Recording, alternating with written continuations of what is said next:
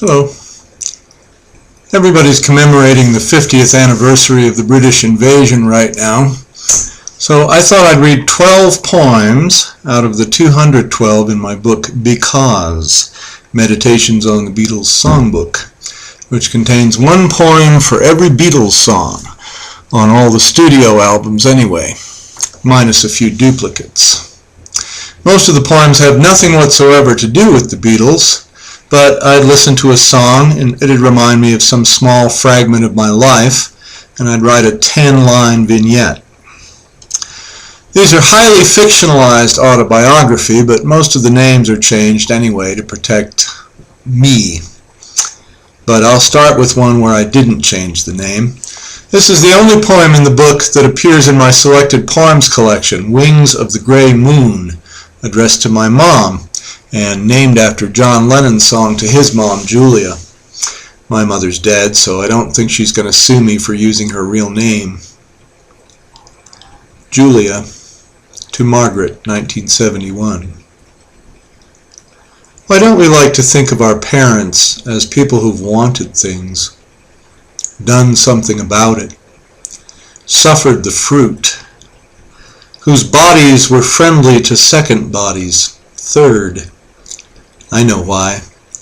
It makes us questionable, not only in the sense that our lives become crapshoots, might never have beens, transparent blurs, but in an icier sense, that we don't matter.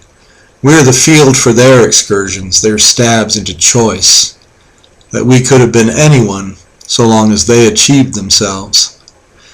This is something of what went through me when I opened the old velvety cardboard that held the young photo of you, supine on a sofa, naked.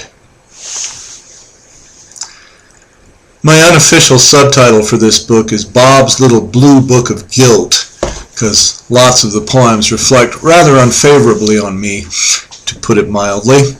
Some are exaggerated, and some aren't, alas. It won't be long. To Felida, 1999. Little Rock, Arkansas became a thrilling thing for once. About halfway between our homes, we planned to meet there over Christmas break, consummate our email and phone affair. But you got less and less certain as the time drew near. I think we should both file for divorce before we meet. If I met myself today, would I seem to be someone who could toss away a 13-year marriage on the chance that someone he hardly knew would meet him for sex in a motel in Little Rock? Even standing there in my lawyer's office, I didn't seem to myself to be someone like that. I said that most of these poems weren't about the Beatles, but some titles have to be about them, like this one from the White Album. Happiness is a Warm Gun, 1980. The phone rings. I'm watching TV in my efficiency alone, sitting on one of my two rough, tiger-striped twin beds, electric blanket round my shoulders because I couldn't afford to have the heat turned on. Apparently nobody's lived in this unit for long enough in wintertime for them to keep a gas meter here. When I say hello, Sonia's voice replies, happiness is a warm gun. So of course I respond, bang, bang, shoot, shoot. She couldn't have picked a different way to tell me about Lennon. The Beatles recorded a lot of cover songs, of course, and for the songs that weren't written by Beatles, I had other people in my life be the speakers. Like this time when I tried to track down an old girlfriend and it didn't end well. Cover. Baby, It's You. Burl's Landlady speaking, 1985. Probably my fault. This guy comes to my office, I don't like the looks of him. Asks which apartment Burl lives in. You know, that pretty little nurse lives alone. Says they're old friends. Well, he don't look too old or too friendly either. Says he's a college professor, like I can't see how raggedy his clothes are. And she never been to college. Well, of course I say she don't live here, but before that I think I put it wrong. How do you know Burl, I says, like I did know her. Could tell by the look in his eye he didn't buy it. So I came to get you in your car, drive me up and down, see is he still prowling around here somewheres. I knew it! The next two come from my adolescence. Maxwell's Silver Hammer, 1962. The grade school in the black part of town, literally across the tracks, only went to 5th grade. 6th grade, everybody got sent to the nearest white school, mine. That first day was traumatic for everyone, even if you weren't racist, which most of us were. But racism was less a problem than that scores of thrustingly different kids had been dropped in our laps. My facial twitches, which of course the new people hadn't experienced before, got me accosted right away. Got a rendezvous fixed for after school. His name was Harold. He looked like a tight little stone. We careened on the ground in a circle of shouters of both colors, but mostly his, and I hurt him not at all, but also didn't cry and didn't run. So that was my final fight that year. Didn't mean they liked me now. Love Me Do, to Gracie, 1965. You wrote something tiny, pencil, on a piece of paper and proceeded to fold the paper in half, in quarters, eighths, till it was small as it'd go, and fought me over it when I asked to see. But you were stationary on your back in that massive cast, I standing and had leverage. You agreed finally to unfold it but not turn it toward me. I could read through it backwards the words, "Kiss me." Over the next year, when you refused any contact whatsoever, I could only hope the problem had been my breath. The chronology skips around, and I'm not reading these in their textual order either, which is sometimes important and sometimes not. Here's one from a happy relationship and one from a sad one. 2 of Us, to Tamar, 2006. We're flying back to Albuquerque today, but first we need to catch a shuttle to the airport, and before now we needed to ride the Long Island Railroad to get here, and before that we needed to walk to Penn Station to catch the train, and before that take the subway to the stop near the station, and before that cross the water on the Staten Island ferry, and to get to the ferry take a city bus from our hotel. This bagel shop is our last chance to eat anything resembling New York food. A little girl comes up to you and says she's going to a carnival today. Would you like to come? One of George Harrison's dumbest titles, You Like Me Too Much, to Carla, 1999. You invited me over to our house a couple evenings before we were due to sign the papers. Did you want to look me in the eye? You weren't particularly able to. I wanted to say something about being your friend, but remembered doing that before, how upset you got. All I meant was, you'd been my best friend for years. Why did a divorce need to change that?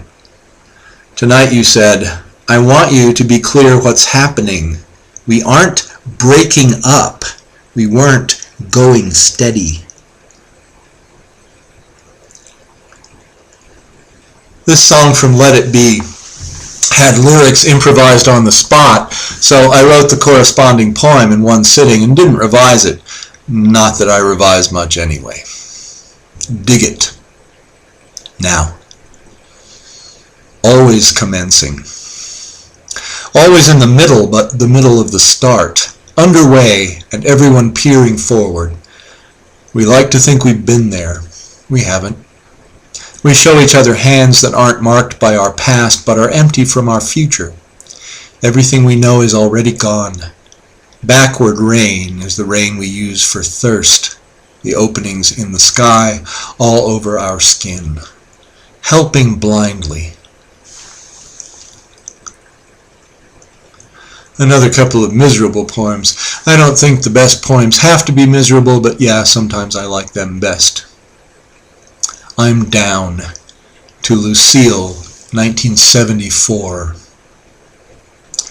I couldn't not find you, and didn't want to call your house again, Your mom had pretty much decided you weren't for me, so I sought you on campus where, geek that you were, you'd be likeliest to be working.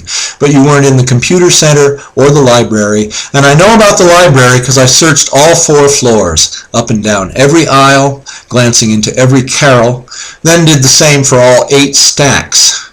You were nowhere.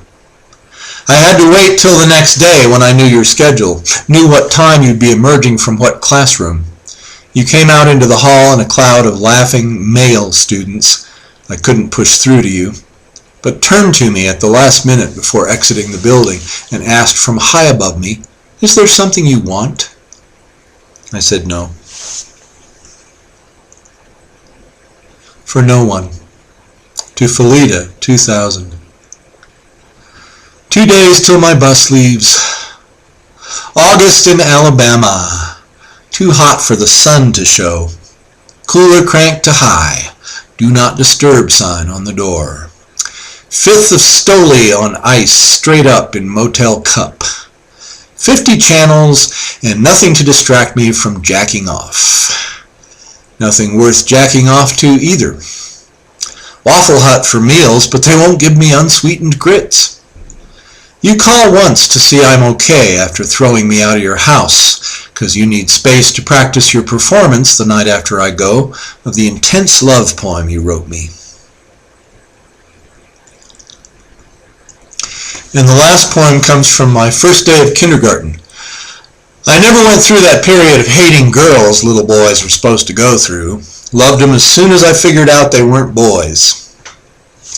When I Get Home, 1956. Because I made that decision the night after my father was buried to remember nothing of my first 5 years. I've forgotten my first date, her name, her face, everything but her asking me to come home with her after kindergarten, and a vague sense that her folks were pleased and friendly, and definitely that my own were crazy and pissed at me walking in the door at 7 p.m. without having called. I was blown away. Somebody expected me to notify them of my whereabouts?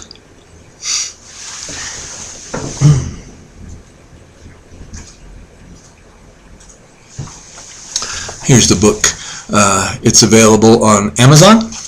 Thanks for listening. Now go listen to the Beatles.